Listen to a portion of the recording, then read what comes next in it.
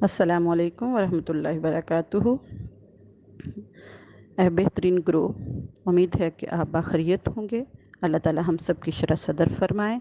पिछला सबक हमने हरूफ हल्किया पढ़े थे और आज हम हरूफ लहातिया और हरूफ शजरिया पढ़ेंगे। हरूफ शजरिया 3 हरूफ हैं, जीम, शीन और या। ये हरूफ ज़बान का दरमियान वाला हिस्सा यानी वस्ते ज़बान बिलमुकाबिल ऊपर तालू से लगे तो जीम, शीन और या अदा होते हैं। वस्ते ज़बान यानी ज़बान का दरमियान वाला हिस्सा और बिलमुकाबिल आमने सामने को कहते हैं। बिलमुकाबिल ज़बान का दरमियान वाला हिस्सा और तालू के भी दरमियान का हिस्सा जब आपस में जुड़ेंगे तो ज़ाहिर है थोड़ा ज़ोर लगेगा और फिर ज़बान जो है चौड़ी होकर दाढ़ों में आ जाएगी और शी की आवाज़ पैदा होगी, तो इनको हरूफ शजरिया कहते हैं। इनको अदा करके देख लेते हैं। जीम, जीम,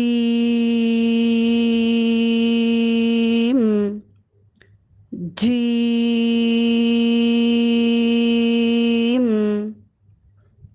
शीन, शीन,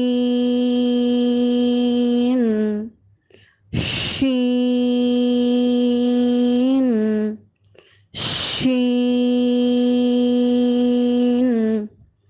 या, या, या, या, या।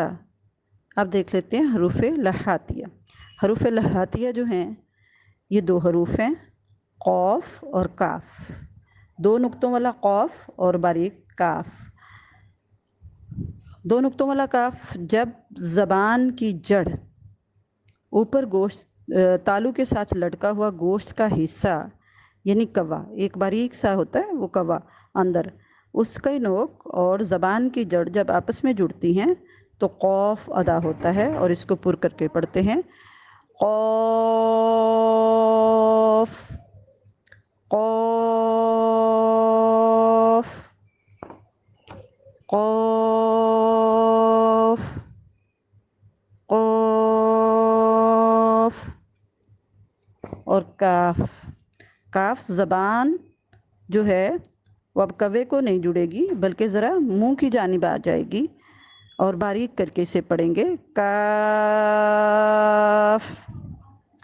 काफ, काफ, काफ।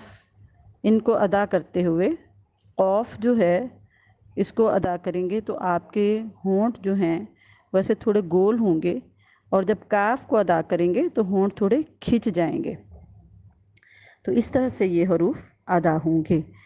अब आप इनको अदा करते हुए कोशिश किया करें, जो पिक्चर आपको दी जाती है उस पिक्चर को भी सामने रखते हुए इन हरूफ को अदा किया करें और अदा करते हुए शीशा भी अगर अपने पास रख लें, आईना अपने पास रख लें तो उसमें देखें कि वाकई जहाँ से ये लिखा हुआ है जो इसकी डेफिनेशन है उसी के मुताबिक ही हम अदा कर रहे हैं, तो फिर आपके लिए बहुत आसान हो जाएगा। अस्सलाम वालेकुम रहमतुल्लाह।